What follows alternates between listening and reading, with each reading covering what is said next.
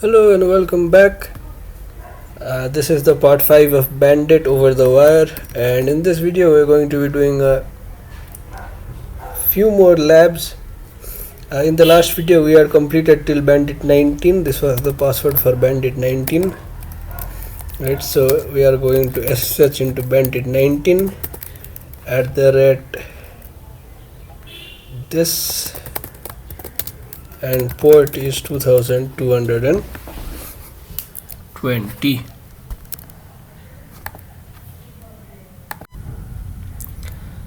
Okay, so we have logged into Bandit 19. So let's go and read the description for the level. To gain the access, use the setuid binary in the home directory. Execute it without arguments to find out how to use it. Alright, we will just do that. So in the home directory we have a setuid binary. If we execute this just like that, it says that run a command as another user, right? So if we do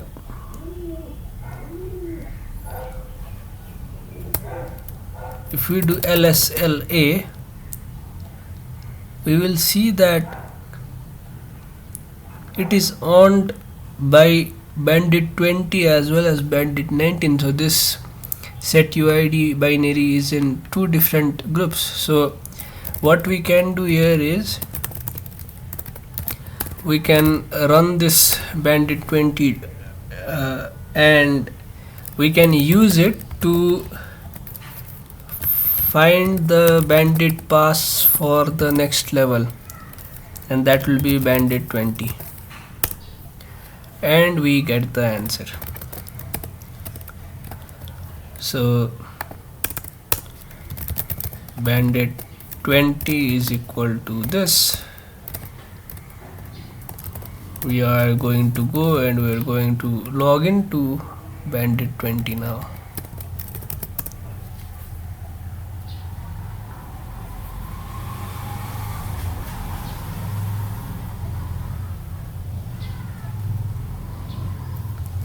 It's taking some time. Okay. Alright, so Bandit 20, let's go to the website and see what the description says us.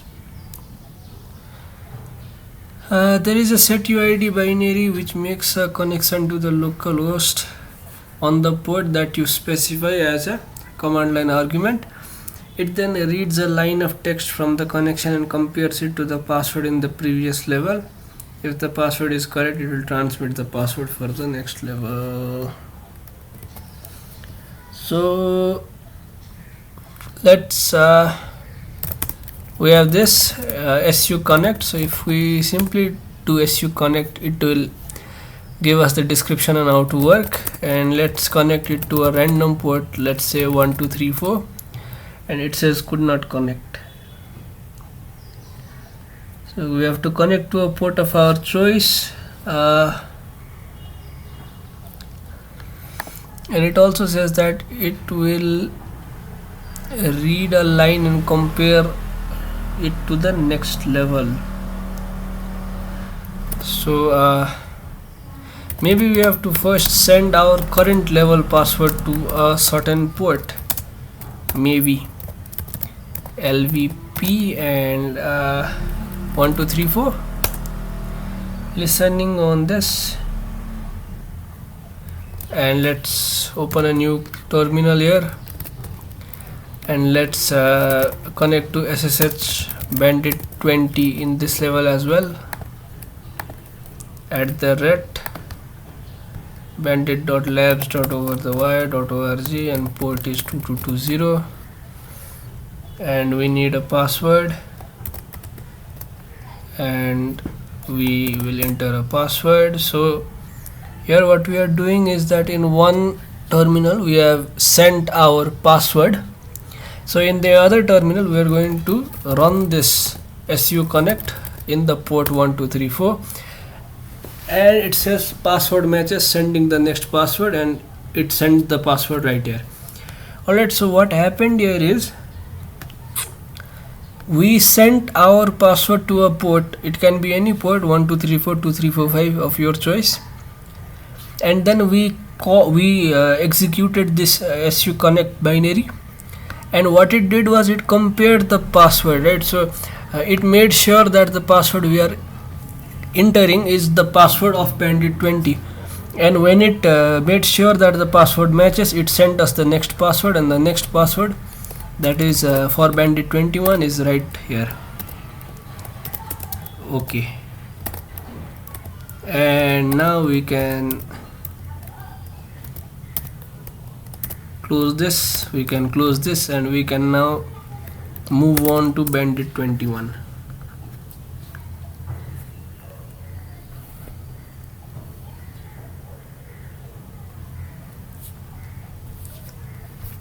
I think things are going to get interesting from 21, if I remember correctly. So we're going to go and we're going to read the description. A program is running automatically at regular intervals from cron.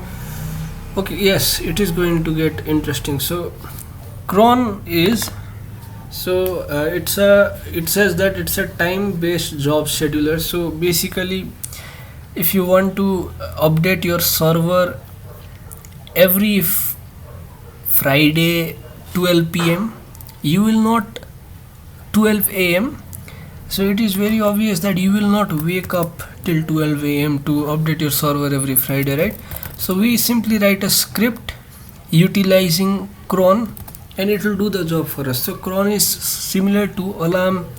Cron is similar to alarm in the sense that every day at a certain time the alarm will ring.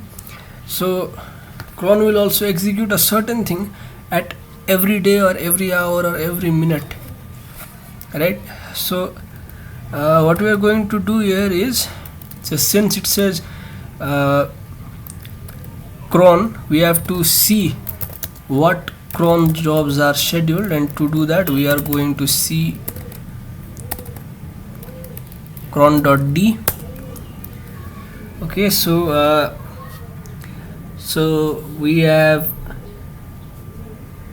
a lot of these, and we also have a cron job for the bandit level 22, right? So if we cat etc cron.d and bandit,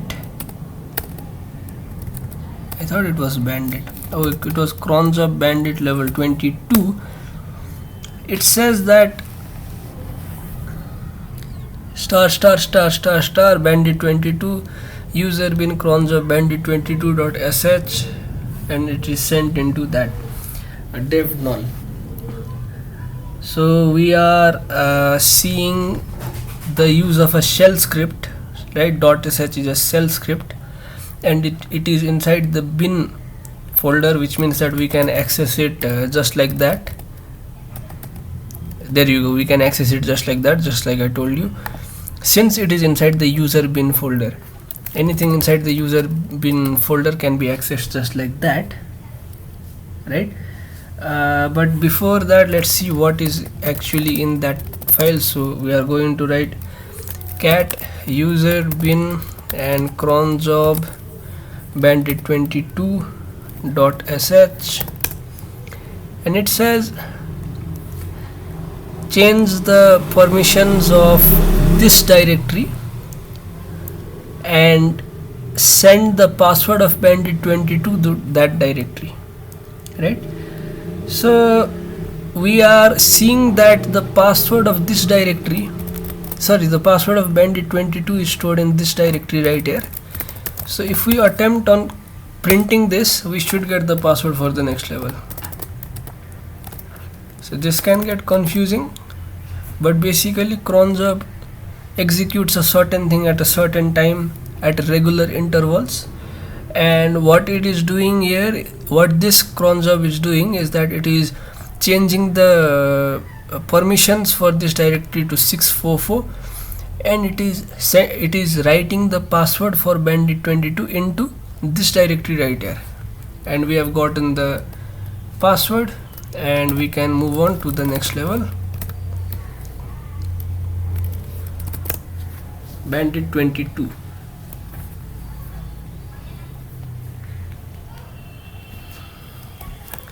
Paste the password and get inside, and let's read the description for the new level. A program is running automatically at regular intervals from cron.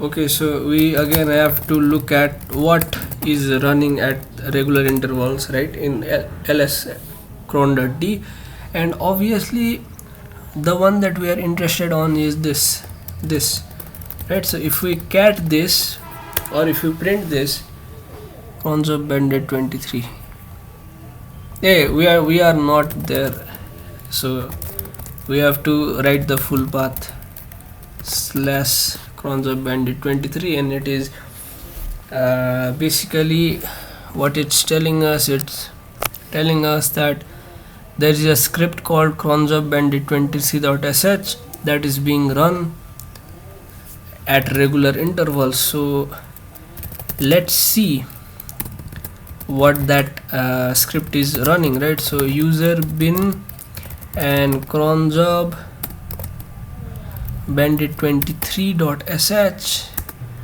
and it says my name is who am I. It is set to who am I. So for example, I am bandit 22, right? My target is echo I am user my name md5 sum cut dash d f1, copying password file.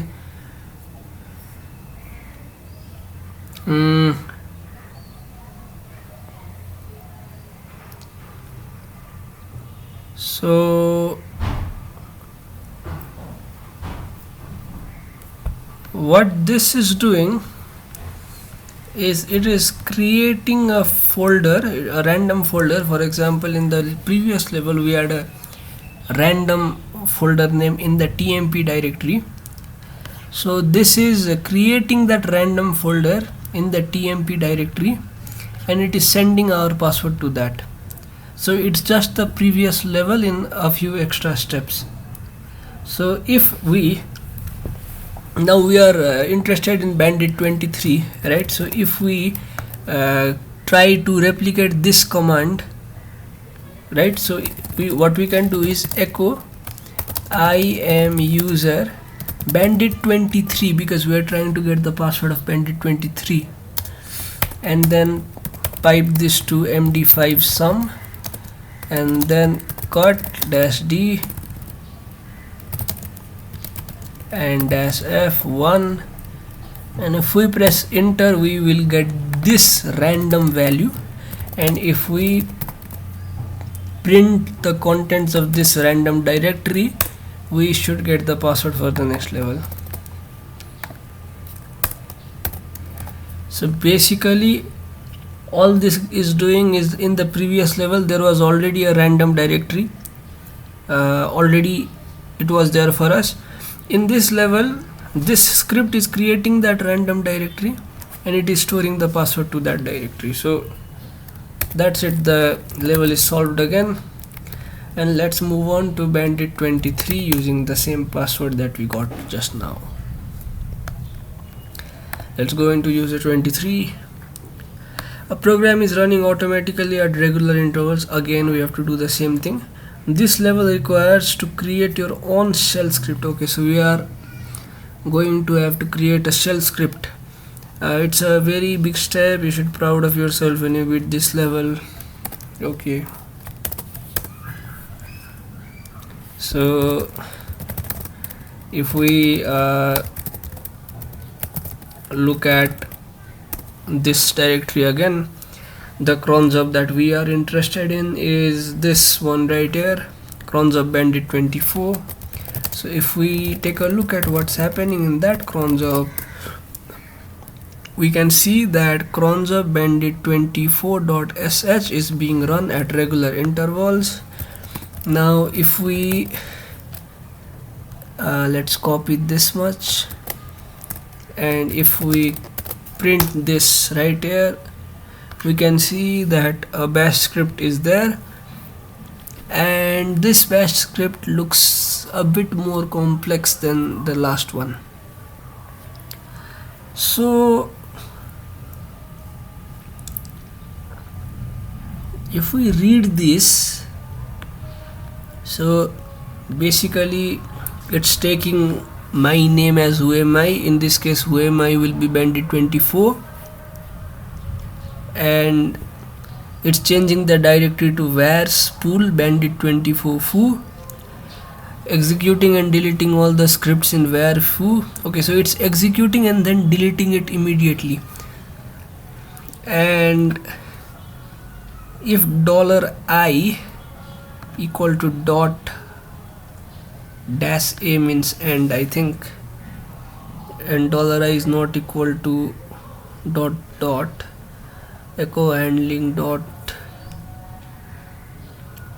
Okay, so basically what this script is doing is it is changing directory into this path right here, and it's executing and deleting all the files in this path, right? So what we have to do here is, I think we have to create a shell script. Okay, so I think you can write nano and let's just write shell script.sh, and here what you have to write is cat/etc/ bandit pass/bandit24, because we want to read the password of that level, and then store it in /tmp/password.txt, and this should be enough. So error writing, okay, we cannot write. So what we can do is we can do the same thing, but we can use the echo command.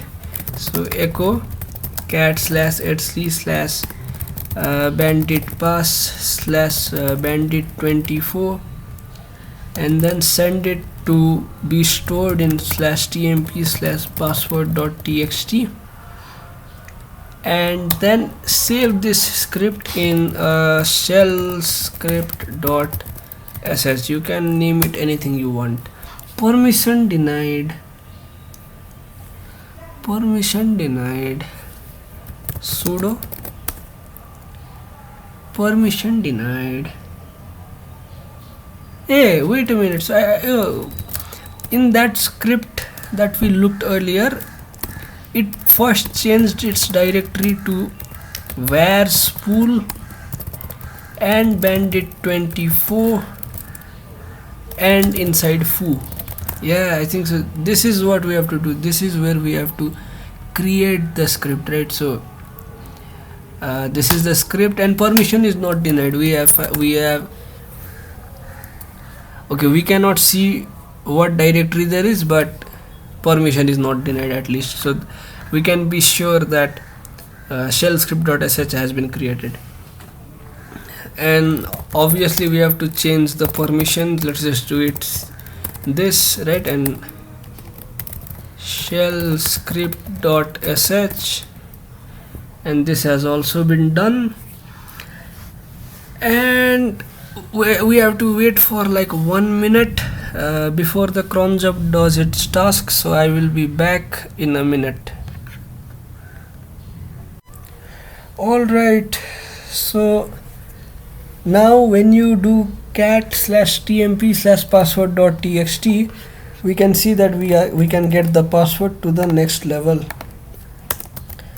So basically what's happening is, so if you remember this script right here, cron job bandit24.sh, so what it was doing is it was executing and deleting all the scripts in var spool my name, right? So in this directory right here, we had created a shell script.sh, and in that script we had the instructions that bandit pass bandit24 was to be printed, and it was to be stored in this path right here.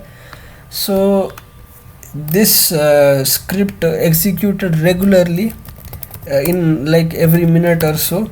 So now that it has been a minute, and if you type /tmp/password.txt, you will get the password for the next level. So that's it for this video. This was the password for Bandit 24. I hope you understood. You can ask in the comment section if you don't understand. Thank you very much. Have a good day.